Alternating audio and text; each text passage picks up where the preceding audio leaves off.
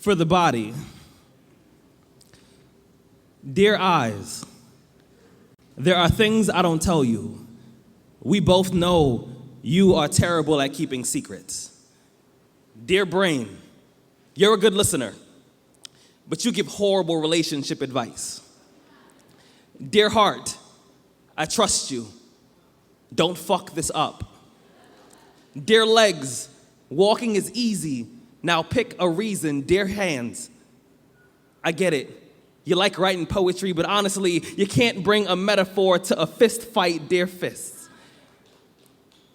When all else fails, I let you solve my problems, dear voice. It is your job to make sure my fists never have to solve my problems, dear voice. Be honest. I was born on July 27th. That makes me a Leo. I have no idea what that actually means.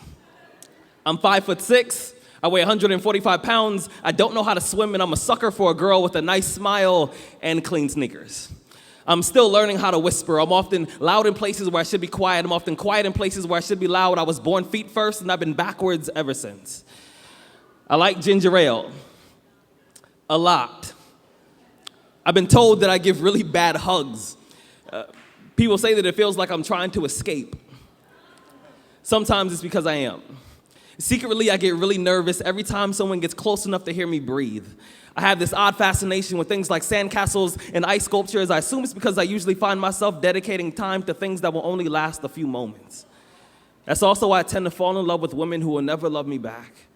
I know it sounds crazy, but it's actually much easier than it seems, and to be honest, I think it's safer that way. You see, relationships, they often remind me that I'm not afraid of heights or falling, but I'm scared of what's gonna happen the moment that my body hits the ground. I'm clumsy. Yesterday, I tripped over my self-esteem, I landed on my pride, and it shattered like an iPhone with a broken face. Now, I can't even tell who's trying to give me a compliment. I've never been in the military, but I have this purple heart. I got it from beating myself up over things I can't fix. I know this sounds weird, but sometimes I wonder what my bed sheets say about me when I'm not around. I wonder what the curtains would do if they found out about all the things I've done behind their backs. I've got a hamper that's overflowing with really, really loud mistakes and a graveyard in my closet. I'm afraid that if I let you see my skeletons, you'll grind my bones into powder and get high on my fault lines. Hi, my name is Rudy. I enjoy frozen yogurt, people watching, and laughing for absolutely no reason at all. But I don't allow myself to cry as often as I need to.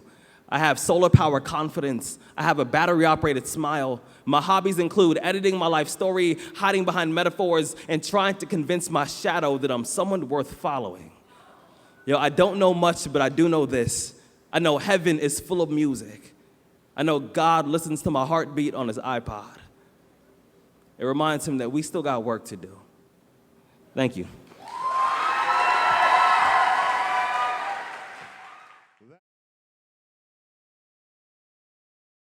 Ask me what kind of porn I am into, and I will take you on a magical journey to fanfiction.com/Harry Potter/NC-17. What turns me on is Ginny Weasley in the restricted section with her skirt hiked up, Sirius Black in a secret passageway solemnly swearing he is up to no good, and Draco Malfoy in the room of requirements slithering into my chamber of secrets.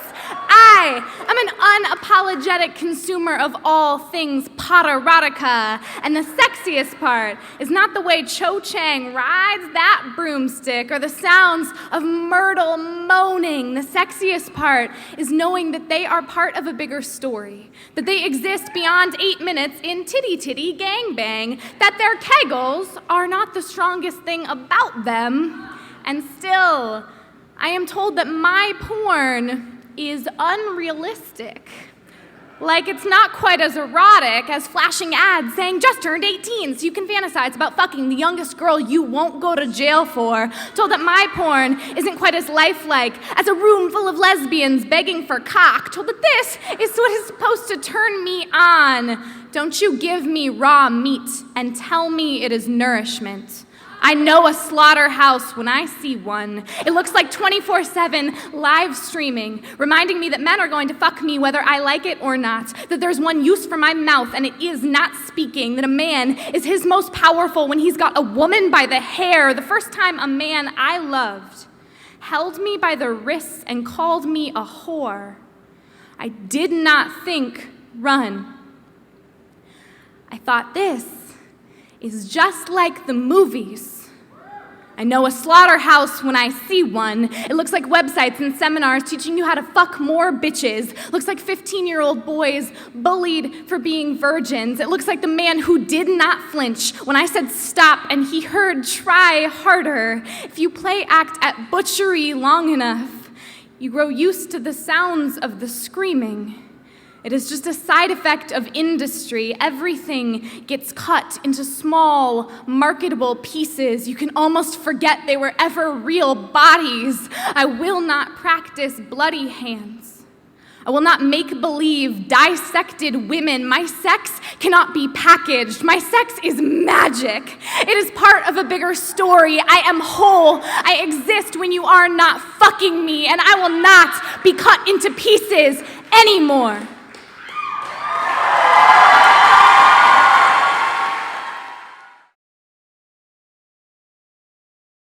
Imani Gray, age 16, leaving a birthday party in Brooklyn, got the gift of 7 police-issued bullets spinning out of weapons of black destruction. Kendrick McDade, age 19, college student, left to learn how to blend blood and cement crack, to bend and break and become professional chalk outline model. The cops have since returned to active duty. Timothy Russell, Melissa Williams, 137 rounds of hail through car glass and car door made car look like cardboard after hailstorm. Irving Jefferson, shot down while trying to protect his sister. None of this was black on black. To be black means to be born with a hole where bullets go to die. Look at Martin, any Martin, Luther King Jr.'s son to Tracy to Sabrina. To be black means to have the hue of your skin be a constant apology that has worn out its meaning and its welcome. To be black means to be hunted, because black must mean animal, must mean wrong jungle at the wrong time. All the time. Shouldn't be so dark, monkey. People can't see you coming. No one likes to be spooked. Spook, bang, bang. Oops, bang, bang, bang, bang. Click, click, clip, empty. Oops. To be black is to wear custom-fitted noose as necktie, to be drugged to death, to be hung to death, to be swept under rug, to have that death overshadowed by Sharkeisha, because Sharkeisha was worth more to the media than Renisha McBride. Look at black. Back at it again. But this black skin is not bad skin, does not take an offer of a chalk outline model, does not have a burial plot reserved for bullets. Black was made to be beautiful, not bullet field, not target for walking, for driving, for breathing in all air reserved for bigots. This black is bold, brilliant, bigger and better than battered boy battered for being wrapped in black skin. This skin is a gift that keeps getting peeked into, but it will not apologize for its wrapping. It is less an apology, more anthology, more a collection of my grandfather's strengths, my father's drive, my grandmother's kindness, my mother's willingness to give everything, even if that means she'll have nothing left to give. So why take truck? Take limbs, take rope, take wheel, take open Jasper Road, take skin off, make asphalt food. Why take gun, take black kid, take aim? Why take multiple rounds to take Mike Brown's life? Why take Chicago till face, take fist until face till the only thing left is black soil? Why does this kind of hatred confuse black skin with bullseye when we are all in the same circle? When my boys asks me what it means to be black, I will hand them a Bible, a bulletproof vest, this poem, and I will tell them being black means being kind to everyone, knowing that you may never see that kindness again.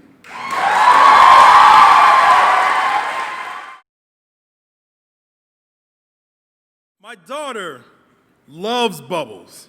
My daughter fucks with bubbles. It doesn't matter who's blowing them. We could be out there with emphysema for all she cares. I want to tell her that her mother sits in city council meetings where old politicians blow smoke at her all day, but she's a triple homicide, black, a woman, and armed with an opinion, but my daughter is young and doesn't understand this yet.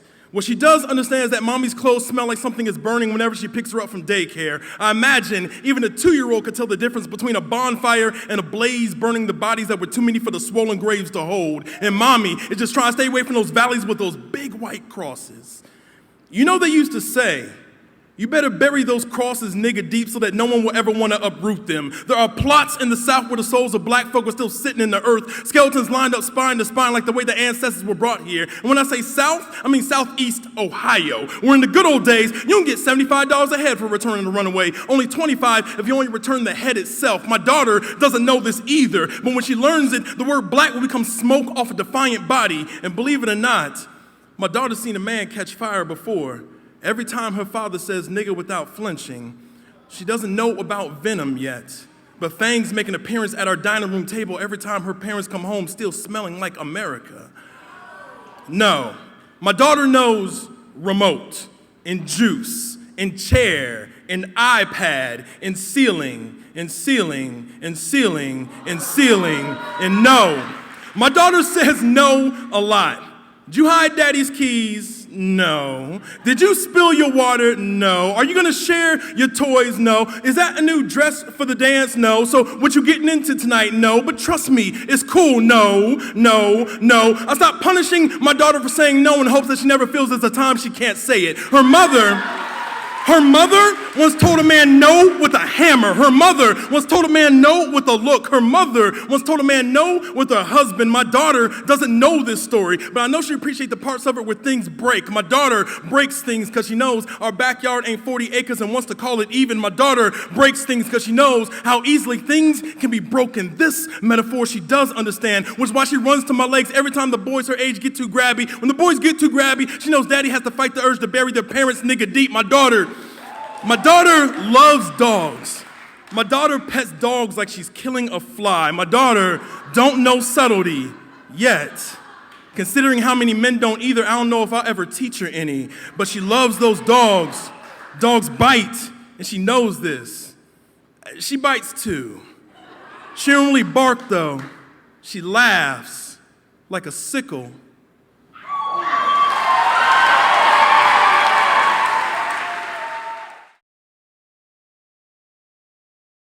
They can teach you of the stars and the stripes, of the founding fathers, of Columbus and discovery. But I will teach you of the people who are already here, of Native and Holocaust, of our ancestors stolen and shipwrecked. I will teach you about the sticky raw of cotton, what the back of the bus hurts like, of the black and blue left on limbs when water pressure was too much for our brown to bear. They will tell you that I am the first lady, that I am the first black first lady, but you will know that above all that, I am your mother, and that I love you. Love the way you wear your skin like you chose it. Like you picked it out of a lineup of colored girls turned queens. You will know that you are queens. You will think it's because only royalty could live in this house. They will teach you to love this house, this big white house, to love it like it's always been yours, like it was built just for you. I will teach you that it was, that this white house is heavy with black history, that we molded this home with our own 2 hands, and there are still traces of its clay hidden in the crevices of our palms. Our wrists are still heavy from shackle and hammer and nail. We are still weary from all this work, from building buildings we were only supposed to be smart enough to clean. But oh, America, what a tangled web they've woven, drowned in their own democracy, tried to choke us ignorant and slave, keep us closer to the apes than the angels, had us down for the count, in the booth, in the back, in the corner, in the dock, but Marion Robertson ain't raised no fool. South side of Chicago ain't raised no fool, and these fools wonder how we got here. We built this. All 6 floors, 8 staircases, 132 rooms, and 412 doors of this house, this big white house. And as the first lady, as the first black first lady, as the first descendant of American slavery to ever reside in this house, I will teach you girls the truth. That your flag will tighten its grip around your necks before anyone else's. That being black and woman means being marginalized within the margin. Means you must be exponentially better to be considered equal. That politics is shooting for the stars, becoming one, then being shot at by the people you used to shoot with. See, I will teach you of the people who built this house. How they're the same ones who built this country. How patriotism will never come naturally, just like we never came here naturally. I will show you that hypocrisy is alive, well, and heaving in your closets.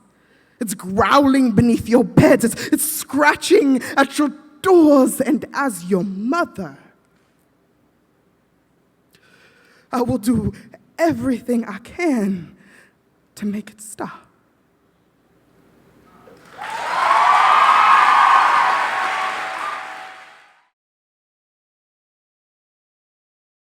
Ode to Biggie Smalls, ending in gold. And then one day, we woke up to the whole hood flooded with tears, and no one knew where they came from, just that they tasted like ashes in whatever little corner of Brooklyn black folk could go to and still be black folk, like the good old days when the hustle got you just enough change to buy yourself a taste of something sweet to dance down the back of your throat while someone kicked a few rhymes in a circle, because the homies ain't been to church in years, but they say this'll do until God shows up. And when God finally showed up, we didn't expect his flesh to be the color of so many midnights we tossed prayers up into, or the waves of fat crashing against the shoreline of his waist, or the thick, heavy voice that high-stepped us to the promised land, but we still let it all drop in, sitting our stomachs thick like Sunday dinner, back when grandma's hands didn't shake so bad, and she could still wrap her fingers tight around a mixing spoon and make a miracle out of whatever Friday's paycheck could afford, and we never went hungry, for God so loved the hood that he baptized his only begotten son in diamonds and let him swing from his neck so low we all felt saved and ready to die, resurrected the block, and black was black again, so no one made fun of my dark skin in the back of the school bus anymore, or the way my white teeth tucked themselves into and invaded my gums, this bundle of crow's feathers, this gentrification of a mouth, this mouth and how it first felt the warmth of another's tongue underneath the bleachers at the 7th grade sock hop before I ran home to tell my mother that I never needed to learn how to dance because God did not dance, just swayed back and forth slow like a pendulum, darkening whatever earth the music met his body on top of, and the world thought him so ugly that it could not stop staring until God became beautiful, and then we became beautiful, and nothing could command this dark flesh to sweat and move unless we wanted it to sweat and move. He who rescued us from the violence of 1,000 deaths by tucking every tragedy into his mouth and building a church in his lungs, even for the non-believers, even for the bullets that pressed into him like a lover, and then God bled on a street in Los Angeles, and we decided that maybe he wasn't God after all, and the girls stopped coming to school with their hair braided, and I waited under bleachers alone, and my mother enrolled me in new dance classes, but one day, we woke up to the whole hood flooded with tears, and no one knew where they came from except one little boy who walked out, dipped his dark hands into the slick, salty river, pulled out a long, thick gold rope, placed it on his grandmother's neck while she rocked on the porch and said, "Go on home, Nana. Go home and rest. We on. We eatin'. They will never forget our names."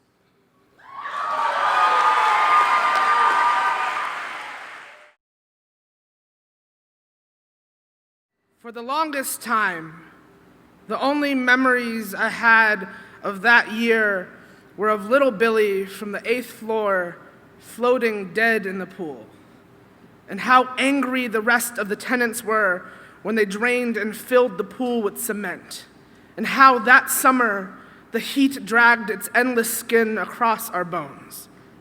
Memory is the funniest character in this story. When I think of that year, no one has a face.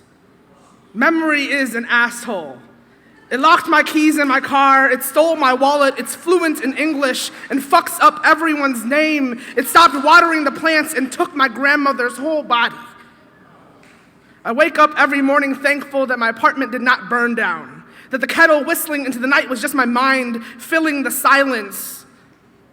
The first memory I had of being molested did not come until 9 years later.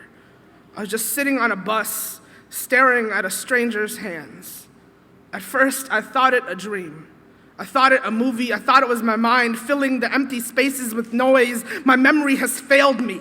I look for her name and only see hands. I look for her face and only see hands. They say who? They say how? How could you not know? How could you not remember? How could you sleep with her hair in your throat? How could you? Give us her name and we will give you back your childhood. Show us where and we will show you how to heal. If it's true, what they say about memory being a series of rooms, then behind some locked door, a wicked apothecary, her fingers trapped in jars, her hair growing like wild vines along the walls, somewhere in that story, I am still a boy. I am 9 years old, filling my body with cement to drown out the ghost. I am a statue of a boy. I'm 23, and all I do is sink. All I do is look for a haunting. My memory, an exorcism. My memory, a hallway of locked doors. My memory, the sun bleaching away the shadows. They say, give us details, so I give them my body. They say, give us proof, so I give them my body, which is to say, if you cut me open, if you dissect this trauma, you will find a pair of handprints, a 9-year-old boy fossilized in cement.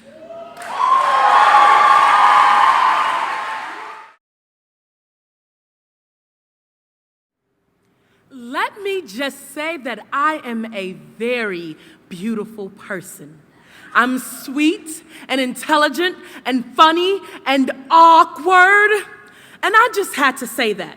Only because I'm a little tired of this stereotype about the angry black woman, whoop-de-doo, right?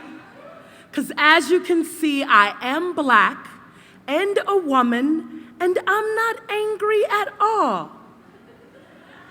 Hell, I'm pissed the fuck off. I'm mad as hell. I'm so mad. I'm getting ready to break my foot off in everybody's ass, but pretend this is class so I can tell you why I'm mad at the education system. Mad because education is the key, yet they keep the poor locked out. They get hand-me-down books and hand-me-down chairs. Hand-me-down teachers who give them hand-me-down stares. I'm pissed off at gentrification. Pissed that the rich be Robin Hoods and mad that Robin Hood was just a motherfucking myth. I'm mad because Barbie is a standard of beauty. I hate that fruits and vegetables are so damn expensive, so how the poor gonna eat healthy off some damn tater chips? I'm mad that the government and media are controlled by the same people, and those same people are the same people who control everything. I'm mad women get raped. I hate that I only got 3 minutes to say this poem, and I got about 10 minutes worth of angry. I'm mad that I can't say that I am a socialist out loud, mad that the gay and lesbian can't be out loud and proud in the military, and pissed off because only 28 states allow everyone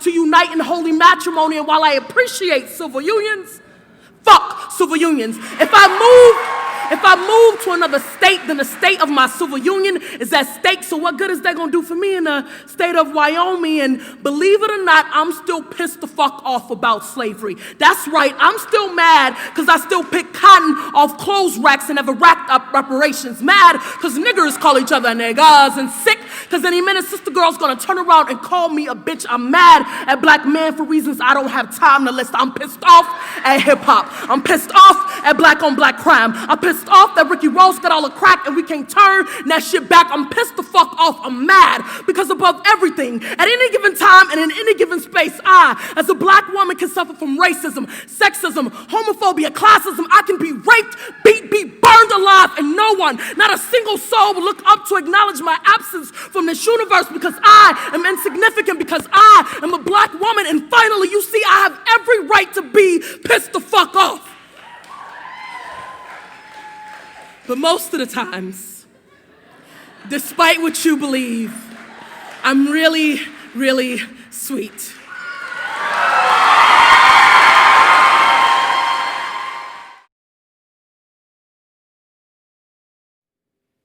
This poem is called Dinosaurs in the Hood. Let's make a movie called Dinosaurs in the Hood. Jurassic Park meets Friday meets The Pursuit of Happiness. There should be a scene where a little black boy is on the bus playing with a toy dinosaur, then looks out the window and sees a real-life T-Rex because there has to be a T-Rex. It's a dinosaur movie. Duh, nigga. Don't let Tarantino direct this. In his version, the boy plays with a gun. The metaphor being that black boys toy with their own lives, the spitting image of his father, the foreshadow to his end. Fuck that. The kid is playing with a plastic triceratops or brontosaurus, and this is proof of magic or God or Santa. Dinosaur Santa.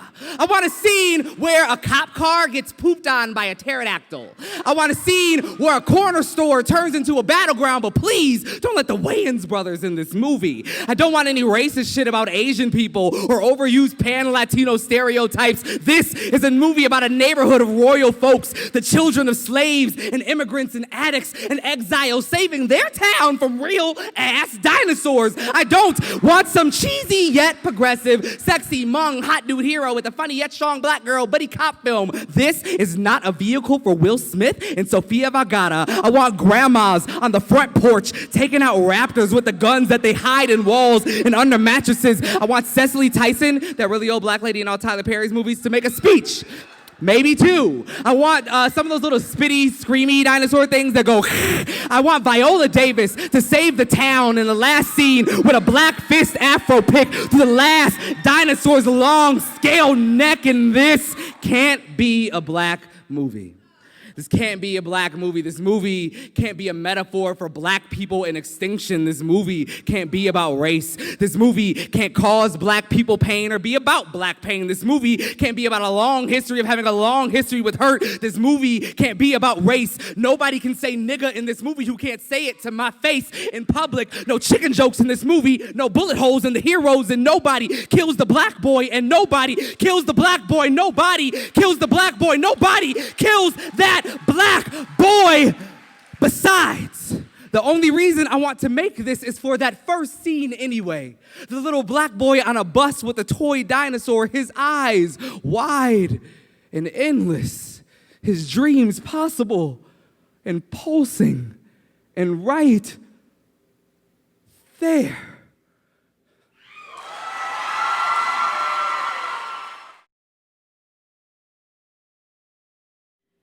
My thighs say thunderous. My thighs say too fat for skinny jeans. Say wide, say open. My thighs say cellulite.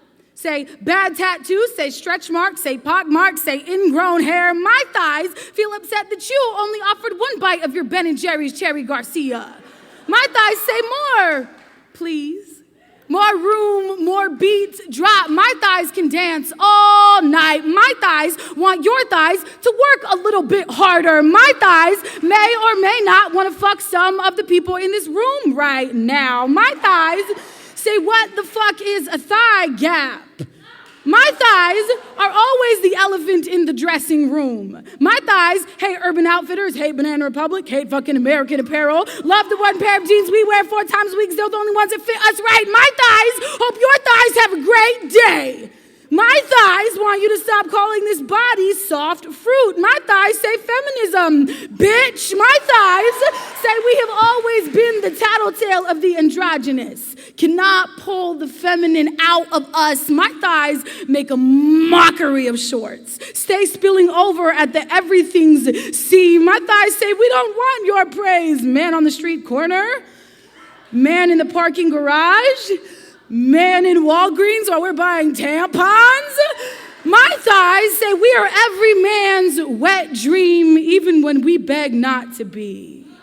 When we close like locked jaw, when we ask nicely, when we beg him to stop, When we never asked for your eyes or your hands or your mouth. My thighs know bruise, beckon, they know quake, crave. My thighs have been shame, fear, still are most days. My thighs know when to tighten, when to stop, all the space taking up. My thighs know empty. All we do is doorway for this body's ability to woman. We have always been this axis of this balancing act of woman. Do we make you uncomfortable? Is this too much praise? Gospel of this body. We don't know small. Our everything is too big, monstrous, sturdy. We stay the stilts that carry this woman body, armor, the pillars for this heart. This everything woman, my thighs say you don't know shit about envelop.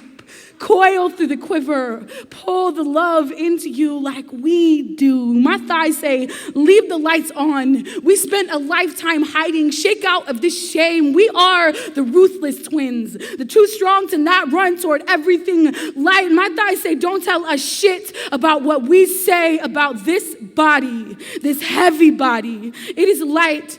It is light, it is ours, we gatekeepers, we welcome committee. My thighs say come into this when we say this is ours, all of this ours.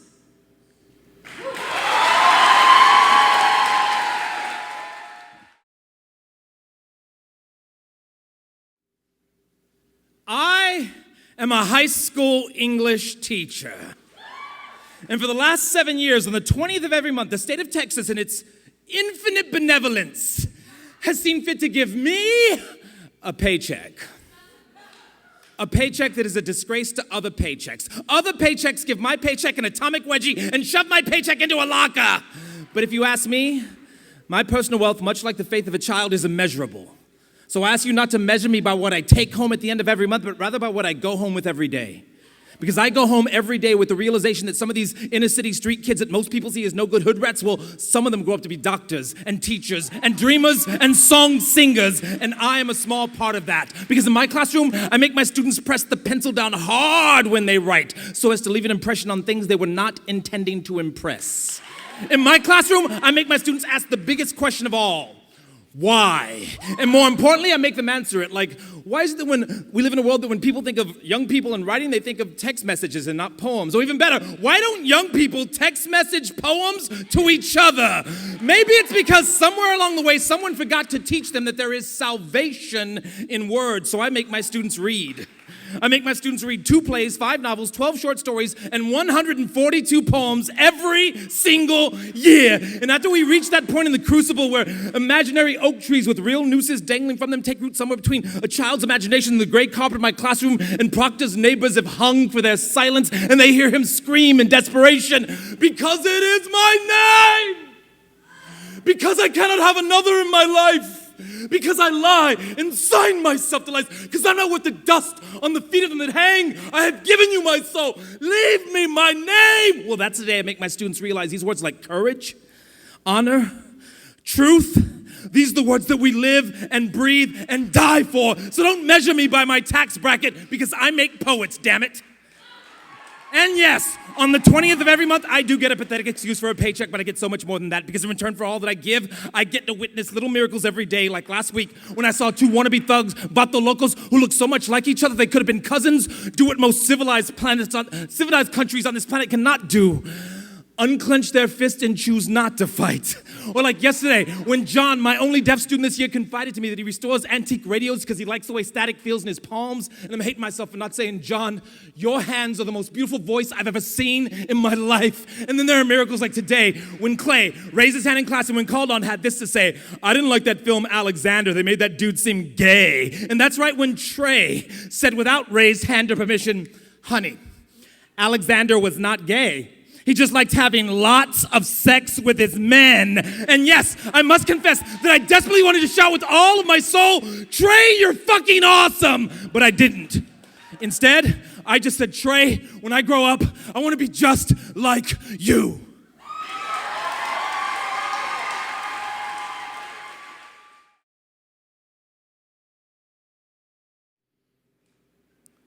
My grandpa fought in the Mexican Revolution.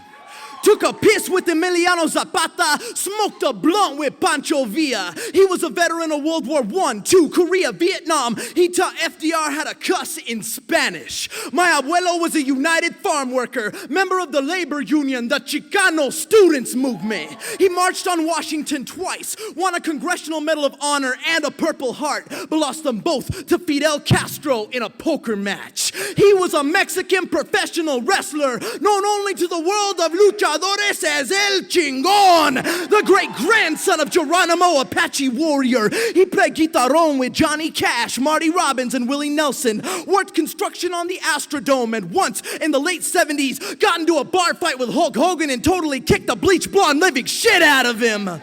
And all this before my grandpa was 21 years old.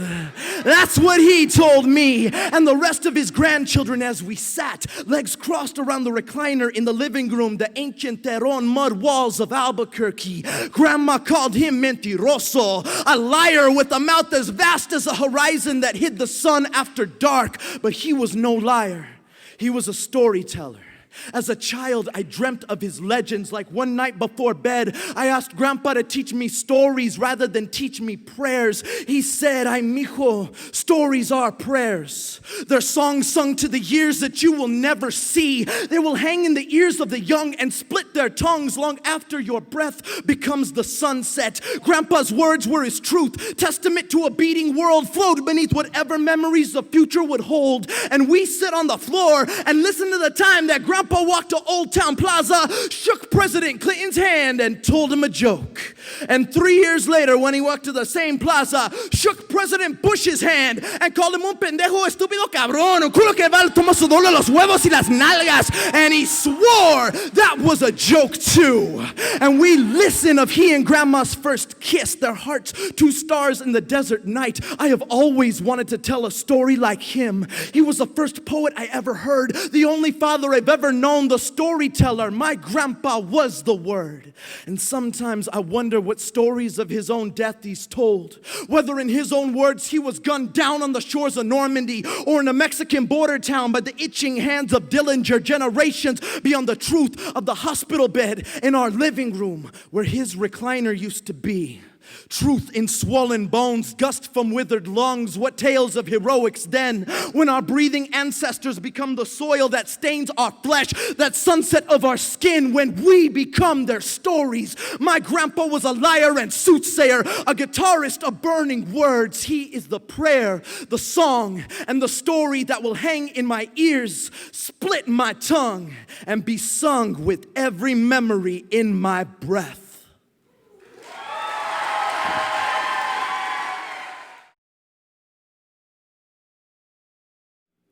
I got that special type of walk. The type of walk your daddy used when he first talked to your mama type of walk. Yeah, I got that special type of lean. So smooth, you think I'm cruising a lowrider on Cinco de Mayo.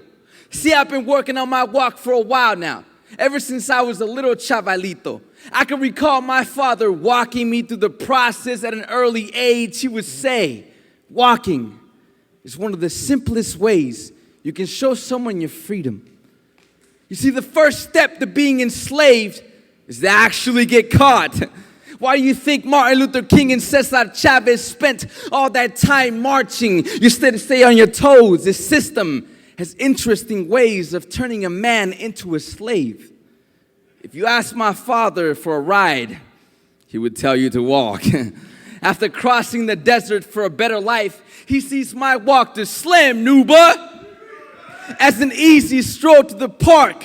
Walking in my father's footsteps has taught me that if you love something, you will do anything you can to get to it. Your feet will get you there if you allow them to. My father walks with the determination of an immigrant. Like his children will starve if he doesn't walk fast enough. Like there are immigration agents chasing after him. He is America's worst nightmare. A badass in a foreign country, and I always wanted to walk just like him. But I always seemed to take the wrong steps. Walking in and out of jail, pacing in my cell like a caged ocelot. These must have been the ways you get enslaved my father talked about when it all started in the 6th grade. When doctors explained to my parents why I walked with this slight limp. And my right leg was shorter than the left, forcing me to apply most of my body weight on the right side. I developed a walk that would quickly label me a thug. I guess the inequalities I was exposed to finally drenched through my clothes and into my bones. So now I walk like I got a wounded knee, like the structure holds me down by my back pockets. Saggy jeans is one of the side effects left over from my oppression. And when you walk with this much weight at an early age, your steps begin to sound like ticking bombs, the type of walk that make a motherfucker move out the way, the type of walk that make the cops want to follow you.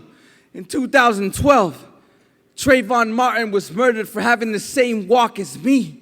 Trayvon was only 17. They asked me why I cried because he was just like me, because he walked just like me, still perfecting his own walk, still getting used to the feeling of walking in a black man's shoes. This is the reason why kids like us never achieve social mobility. How can we climb the ladders of class if we can't even walk through our neighborhoods without feeling like someone is chasing after us? But I risk it all to show my son and the rest of the chavalitos in the world that we can walk to a better future instead of having to walk away from everything. So stand up and walk with me.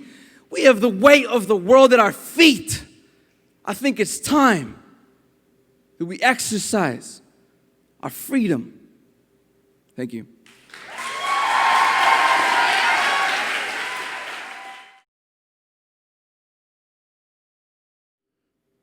I'm at work, pissed only because I'm at work. My boss is still an asshole. I ate a too expensive salad and it was good and too expensive. But I'm grateful. Today I remember I love praying over my food, thanking God for the meal and the hands who made it and the hands who made the hands that need bread I break. Today I'm grateful. Today, the diagnosis does not own me. Today, I am more than HIV positive. And my blood is just blood, and not poison or the river Styx or godless. Today, I am bare of the ghost, and what grows here, and I become a garden, and what grows here is not dead, and what grows here will not kill you, and what grows here is the sweet fruit at the root of mercy, and I am full of so much. Every dawn I get to see is proof that I've been spared. Dance with me in that thought for a while. Watch my body not die and not die, this miracle that never stops being a miracle, for I know death well. He comes to my door daily, hungry for my hand, but I tell him wait, for today is not a day for sadness or the truth or the blood that just won't stop. Today is a day for everything to not be enough, to swallow the sun and still not be satisfied, but today I'm satisfied. Today I am a door that turns its gates into wings. Last night I was in bed with two men, and I was the bottom of the totem pole, eagle face, pig boy. God, please don't let what my body craves make this a poem about shame.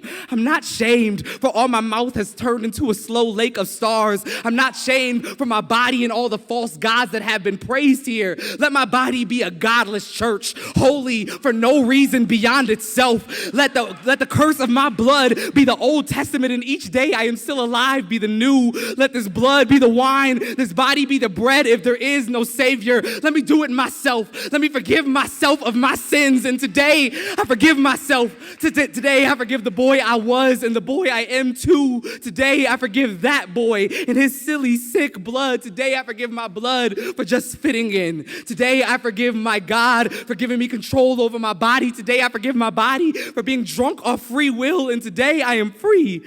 And the sun is still the sun, and the moon is still the moon, and not a metaphor for the dead light of my blood. And my God is still my God, and my mom is still my mom, and my joy is still my joy, and my name is still my name, and it is a good name.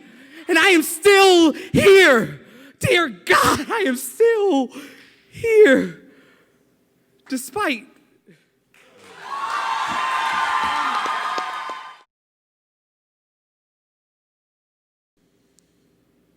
There was no wind the day Juana battled the machine.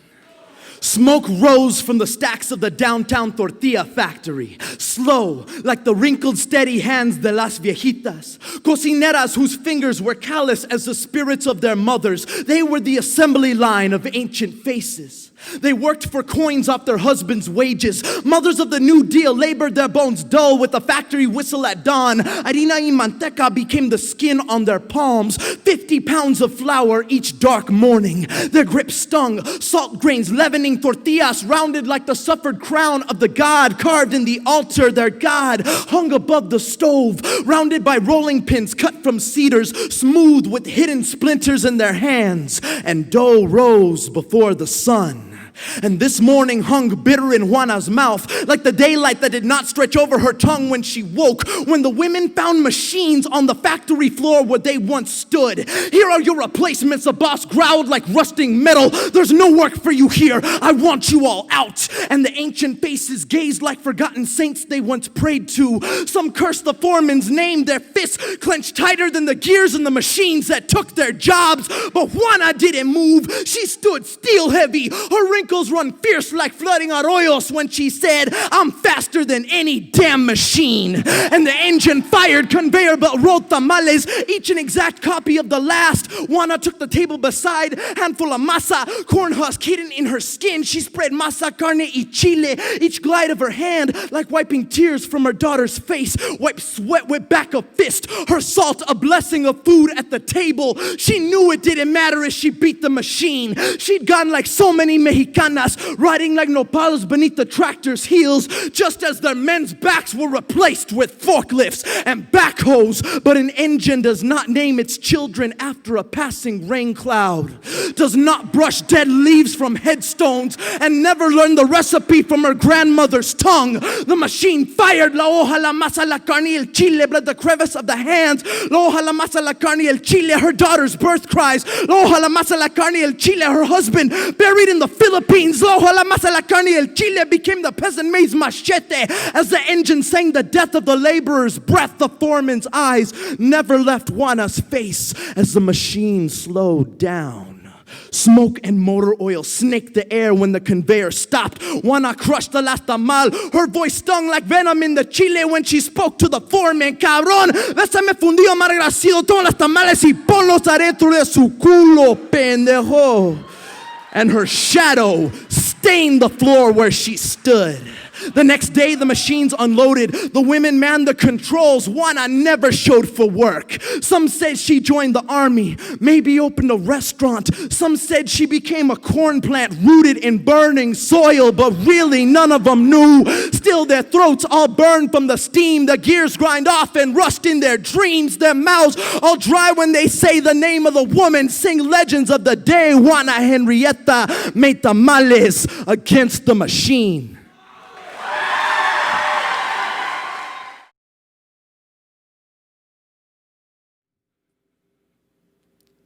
Michelle Obama loves punk rock music.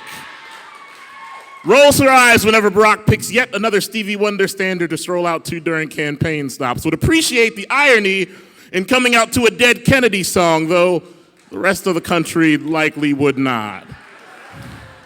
She turns it up loud on the lonely mornings, lets it pogo off every wall of the Red Room until everything becomes a murder scene of expensive portraits and smiles so forced you could press charges on them. She sings along to the Clash's I'm So Bored with the USA over her morning cereal. Shit, back in 77, the Clash just called that shit I'm So Bored with You. Michelle Obama does not know this. Even if she did, she would still sing about how bored she is with the USA. When her daughter's Captain Crunch cuts the roof of her mouth, as it is wont to do, the blood always builds entire neighborhoods back there. She never spits it out. She calls it Southside Chicago, and it is the toughest thing for her to swallow every day. Michelle Obama loves the taste of her own blood, would eat Captain Crunch 3 meals a day if it could remind her of home long enough to make her feel invincible, wraps her brass knuckles in strips of Jackie Kennedy's White House portrait and puts them in her purse for when she leaves, wonders what it must be like to watch pieces of your husband slide down the back of a midnight blue Lincoln like it's an amusement park ride, sends frantic emails to Hillary in all caps that say, "Goddamn woman, how did you survive it all?" What's a girl got to do to get a smoke around here? Hillary forwards those to Bill. Bill never gets a joke. Music fact. Jackie Kennedy once said the last thing to cross her mind before her husband's mind crossed her lap after 6.5 millimeters of New America turned her to the prettiest widow in East Texas was how nice. Red Roses for me. London-based punk band The Pogues named their debut album Red Roses for me. Even put a picture of JFK on the cover. Good kids, pretty good album. Michelle Obama does know this, thinks it's the best album, prefers Sunflowers to Roses. Sunflowers big enough to hide behind. Some days, doesn't listen to the Dead Kennedys at all, but turns up the Pogues loud enough to scrape racists out of Dallas clock towers, rolls over next to Barack some nights and says, baby, they don't make music like they used to. Still has the taste of blood in her mouth when she double dutches with Southside girls who rotate rope swings at her neck like blades at the end of a hand mixer. Michelle Obama has a great voice, you know. Could blow the roof off this motherfucker like Whitney Clean, you know. Screams things into pillows that could turn American flags upside down on homes in Northern Virginia. She does all of this before noon. It scares the dog.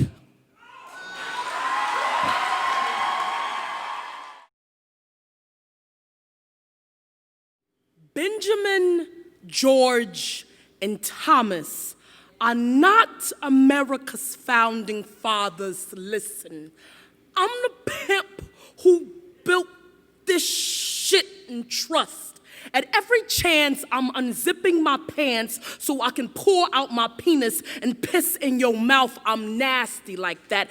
You are my puppet, and I got you held up by my strings. Keep that gun at your temple. It's simple. I'm the pimp who built this, and I put drug dealers on corners so they can make my money, and I put white collars in corner offices so they can make my money. And while you're out here doing 9 to 5, I'm working overtime to make sure the hungry never get fed, to make sure them colored kids never go to college. Keep that knowledge shit out their head. I'm bad. Lucifer ain't got a damn thing on me. I fucked myself and gave birth to slavery. You thought when they genocided Native Americans they were moving west? Motherfucker, they were moving toward me. They call me capitalism. And I slit throats with dollar signs. I'll tie the American dream around your neck and laugh while you lynch yourself for a dime. Your soul is mine. All your thoughts belong to me. I'm the reason women take off clothes and keep a pole between their legs. I'm the reason executive directors bring their work home and never work on working on their homes. My favorite color is green. My only hobby is sex, and I do one hell of a job fucking people over. I rape the rich and I ejaculate on the poor as to keep my system in check. And the rest of y'all in the middle are like toilet tissue. I wipe my ass with you. Do you understand? I am capitalism. Racism is my son. Gentrification is his sister. The jail system is my illegitimate daughter, and public schools are my badass grandkids. Can't you see? All of your oppression is related back to me. I'm the king in this bitch, and I'm so slick with this shit, I got you thinking you only work for what you need. My blood is made of envy. I breathe death into your greed. You are a slave to me. Bow down. Get this money. Sell your soul. Here's a nickel and a dime. Turn that shit into gold. Become cold, ruthless. Destroy any worthless human being you have to. You worship me because I control everything. And I know you thought the devil was bad as hell, but the motherfucker ain't got shit on me. And the more you reach for that monetary peak, you become more like me. And when poverty is thick, and a single mother has to sell her body to dick to feed her fatherless kids. Remember, America never had founding fathers. It always had me, and believe I'm the pimp who built this shit. And you? Well, you ain't nothing but my bitch.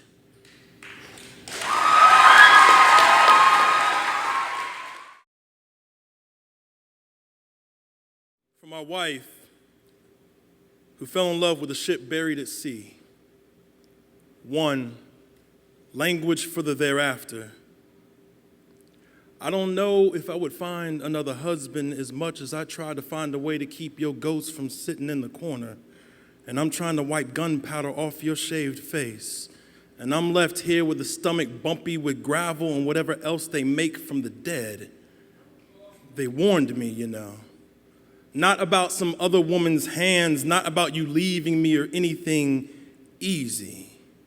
They warned me you were too dark to be mistaken, too dark to be anonymous or bystander. I couldn't listen to that choir anymore. I knew that you could play the trumpet, even with all that dirt shoved down his throat. 2, the sun that became a full box. I catch my mother watching some movie where rosary draped women tear themselves apart on top of a boy's casket, and her voice is so small. Nobody got time for all that hollering. Gotta work the next day. Keep my voice in one piece so I don't quiver when I tell your father someone chopped down his forest. He'll be mad. Anybody's guess how much it shows. If you let the courts tell it, black men are always angriest after they're already dead and someone's on trial for it. You once joked you might not make it home because of the hoodie you wore. I was so mad at you, I wished myself more daughters. Nobody survived a Molotov through the window so you could play dead for the coyotes. Ain't nothing funny about finding your heart in a shallow grave. 3, of the many toys, 2-year-olds claim everything in their universe, and still, my daughter says my daddy like someone's trying to take me from her. I try to tell her no one wants me like she does, but the ground got more arms to hold on with. Puts up a bigger fight. My daddy be the raft in a black water while my daddy be the fingers that keep a black hole from closing. My daddy be the last dance before the hanging, the one where the men with guns get bored to go home and count dead suspicious boys in their sleep. I watch my daughter's face raise like a black sail every time I have to walk out there into a pile of bones, like I'm supposed to come back, like I can make it light again. Have you ever had the burden of making the sun rise every day? Do you have any idea how exhausting that is?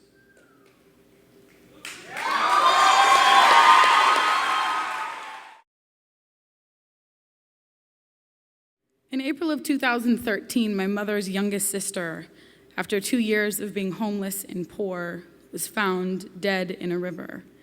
This poem is for her. I attempt to write about my Aunt Diana in 10 parts, or an elegy. 1, my Aunt Diana and I are both the family's babies, both born blonde as dandelions. In the spring, we both plucked all of our petals from our stem. We are the same shell, different turtles tucked inside. 2, it is spring here, and my mother's voice through the telephone floats my Aunt Diana's body into me. She says the shell of her is found, drowned downriver, and no one is inside of it. 3, there's a photograph from 1969, a tiny blonde girl playing volleyball in the park, and my Aunt Diana used to say, if she didn't know better, she would say it was me. 4, my Aunt Diana gave me my first fishing pole, taught me the river's want and its ache, how it taunts like a hungry mouth. Spring is the river's most starved season. Its violent lips lick the cliff's edge. 5, I have dreamt my body into parts. Rip this heart from its shell, how I cannot imagine her dead, how I see my body in her, how I see her body in my mirror. 6, a fisherman found her and pulled her out with his net. The coroner knew it was her only by her teeth. 7, my mother's voice through the telephone is the river that floats my Aunt Diana's body into me. I cannot swim to them fast enough. 8, I have no one to tell this story to. There is no language to say that a body that could be confused for mine beckoned itself to the surface once all of the life was wrung out of it. 9, my mother says that when the policeman knocked, she knew what they were going to tell her. 10, The body beckons itself back to its birth stream no matter how far it has strayed. I am but a salmon in these hungry waters. One day I will too die by the river, born a new dandelion carried back into spring.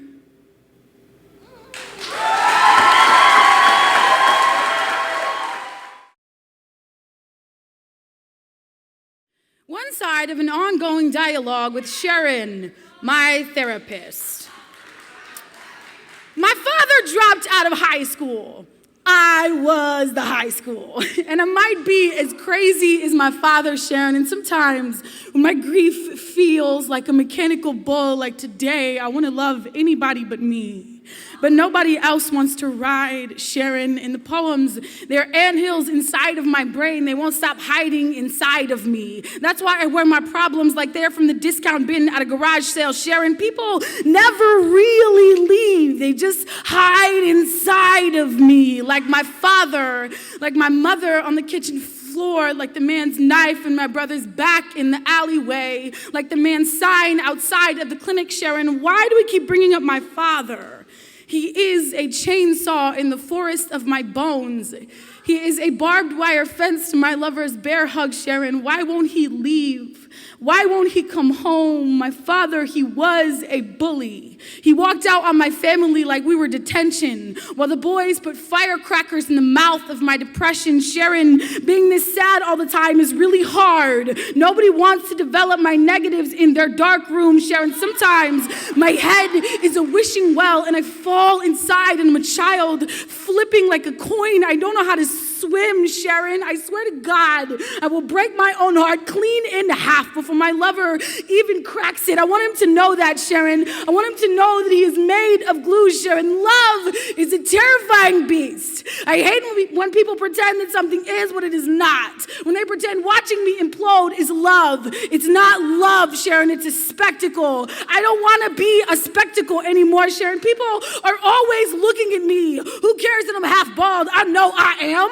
My ex-boyfriend's girlfriend was bald. She was when I met her when she was giving him a blowjob in the bathroom of our apartment. Sharon, you know, I have a sister I've never met. My mom is not her mom. She is the same age as my real sister. Laura, do you get it yet? I know, shitty, right? Sharon, sometimes I can feel my heartbeat in my own throat, and I swear my heart is trying to tell my mouth it can't find the right words. Maybe that's why I yell. I say the wrong things. I play chicken with myself. I want to see who's going to leave. Sharon, it's everybody. Mostly everybody leaves. Who doesn't leave, Sharon? When I was like 7, my mom left. My brother went to prison when I was 14. I am 24, Sharon. He is still gone. He is still in prison, and now he gets mad at me when I don't write him letters, Sharon. He left. Why do I have to write him? Why can't I leave, Sharon? Sometimes when I get real frustrated, I hit the hallway wall and I pull my own hair. Maybe that's why I cut it all off. Yes, I know. Anger is always a secondary emotion, so what's the first? Fear, anxiety, sadness, loneliness, Sharon. Aren't you supposed to tell me these things? Aren't you supposed to know? Sharon, it's weird. I stand in doorways and I cry all the time. It's so silly. Why am I standing in a doorway crying? I like being alone. I hate leaving.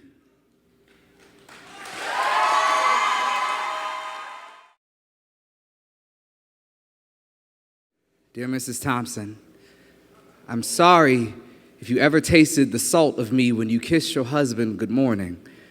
I never meant to taint your coffee or make bloody murder of your lipstick. I killed your marriage, and you deserve to know that he is not everything you prayed for, but maybe his kiss morning is enough. Dear Mrs. Thompson, your ATM code is 9976. Your family owns 1 Ford, 1 Honda. All 3 of your children have bikes. You enter the kitchen from the garage. You have a fireplace, 3 copies of People magazine at the top of your stairs. Your children's room is to the left, your guest bed to the right, your room straight ahead. All your walls are white like lies. Everything smells like lavender. You have extraordinary sheets. Dear Mrs. Thompson, your husband pays me $25 extra if I come on his face. 50 more if I kiss him after I've never seen a man scrub his face so hard. His skin red like the sin he's trying to exfoliate, but he never brushes his teeth. Can you taste the shame? Did I bitter the back of your tongue, dear Mrs. the Bitch? As he calls you, I imagine your scalp adorned with 300 gray follicles. One for every dead president your husband slaps onto my chest, his hand dragging until on the pillar that he prays to. I'm sorry for being so holy to him, dear Mrs. Clueless. If I've ever taken food out of your children's mouths, I apologize. If they've ever gone hungry because your hubby feasted on me, let me offer them the groceries that I bought with his sacrifice. Dear woman, have you ever wondered why it takes him so long to get dressed in the morning? His outfit must be perfect and able to disguise. He can't leave the closet until he can't recognize himself. Dear ma'am, when he tells you that those marks on his neck are from bar fights, don't believe him. I've choked him twice. Once because he requested it. The second time because he called me his little nigger child and I choked him. Yes, I still came. Yes, he came harder. Yes, he paid me a little bit extra to apologize to whom it may concern. Have you ever fucked your husband from behind? I have. When he's been a bad boy because it hurts him more, but most of the time he's on his back. He likes to rub my chest while I gut him. I wonder if he likes to rub yours and you are lying and open and lied to. Dear ma'am, you look so lovely in those pictures next to the bed that he turns face down. You dear, dear, dear sweet woman. I feel like we are family now. I say this only because I love you. Dear Mrs. Thompson, I fuck your husband twice a week. He pays me. He's lying next to you. Dear you, he called me your name once, Kate.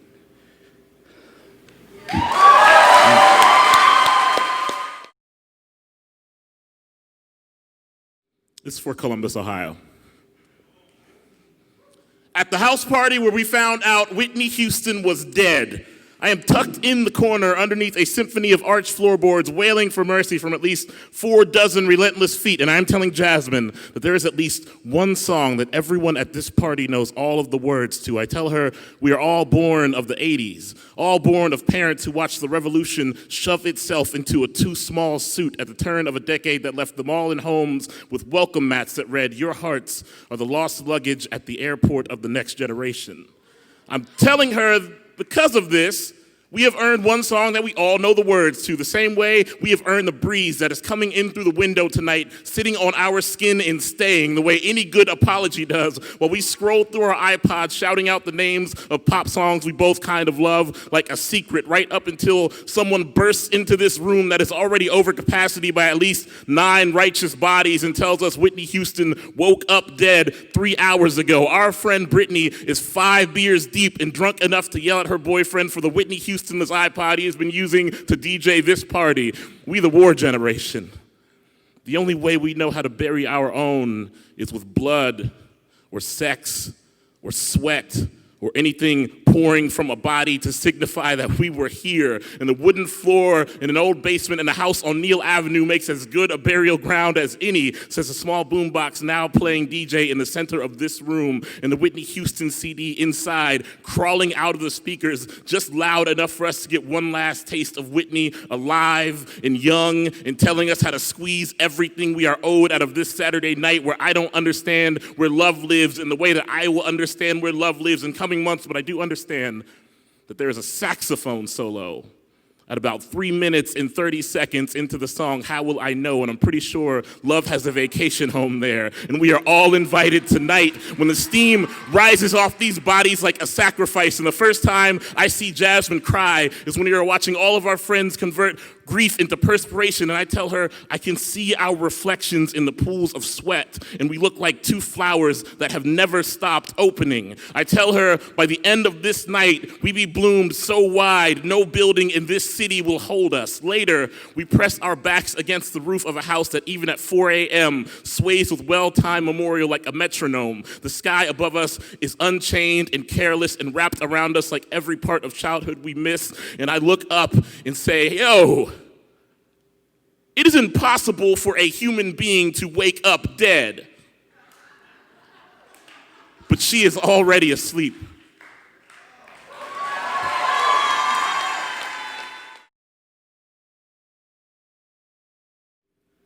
I've heard that when I write too many rhymes up in my lines so the intellect gets left behind. I heard I sound good, but I don't write good. I mean, write well, and well, hell, I've heard I wasn't ever supposed to be heard. That I'm from the South Side and I was born with a pussy, and pussies were never meant to speak, they were meant to purr. They say I got a tongue born ratchet. Say the way my tongue fixed herself to say fuck you to your God ain't ladylike. My tongue don't come trimmed. It ain't primmed and proper how a classy bitch's tongue is supposed to be. My tongue is thick.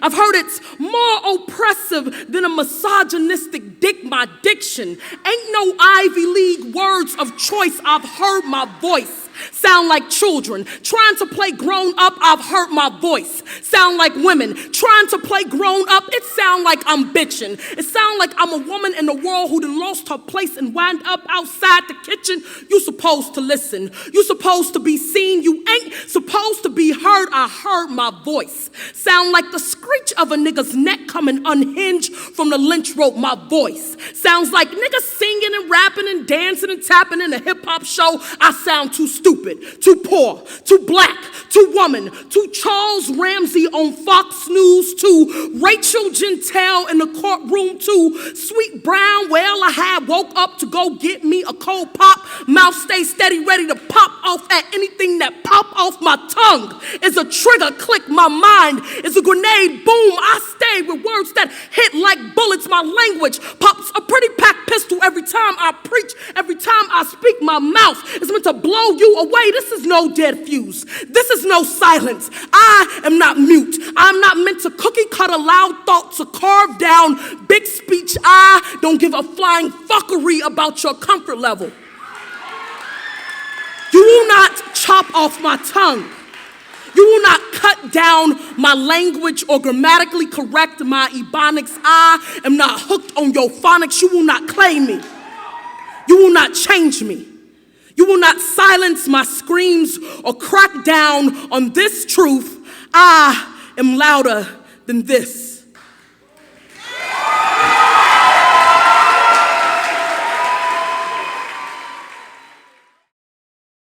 All right. We ready for this? Coming in fourth place. Put your hands together for Hanif Willis Abdurraqib.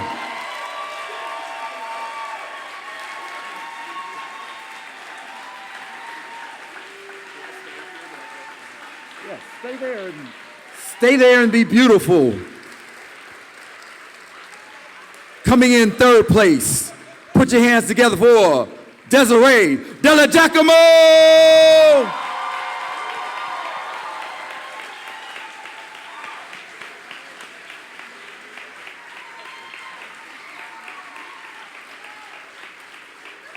Coming in second place.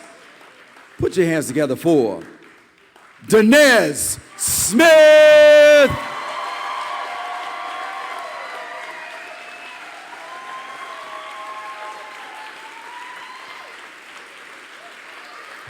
Ladies and gentlemen, and those who not ascribe to the gender binary, your 2014 individual world poetry slam champion. Applaud like your hands are on fire. Portia. Oh!